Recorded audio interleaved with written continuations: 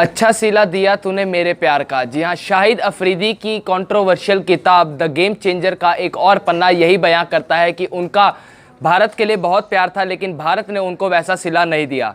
जी हाँ, उन्होंने इस चैप्टर को कहिए या फिर इस कहानी को मार्क किया है इंडिया 2.0 के नाम से।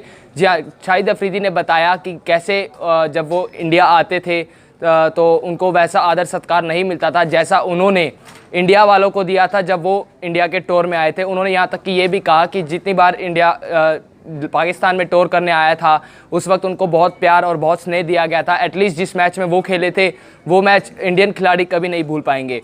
तो ऐसा कहने के बाद उन्होंने इंडिया को और बताते हुए इंडिया और पाकिस्तान के मुद्दों को उठाते हुए कहा कि भारत और पाकिस्तान की हालत इस वक्त बद से बदतर हो गई है। इनके बीच में जो रिलेशंस हैं वो बिल्कुल घटिया हो गए हैं, क्योंकि जब से पिछले कुछ दिनों से अगर देखें तो जिस हिसाब से सर्जिकल स्ट्राइक हुई, एयर स्ट्राइक हुई, उसके बाद जो इनके रिलेशंस हैं वो सच में बद से बदतर हो चुके हैं।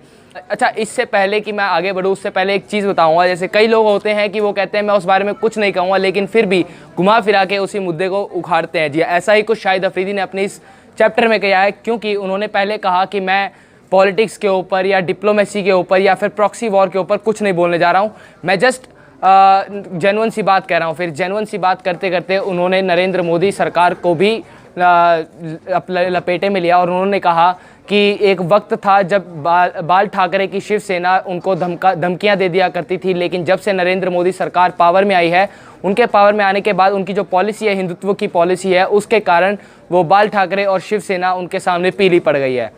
तो ऐसे में आपको क्या लगता है कि शाहिद अफरीदी की इंडिया 2.0 पर आपके क्या विचार हैं, वो हमें कमेंट सेक्शन में बताइए। तो अगर आपको वीडियो पसंद आया हो तो इसे लाइक करें, शेयर करें, कमेंट के जरिए अपनी बात बताएं और चैनल को सब्सक्राइब करना ना भूलें।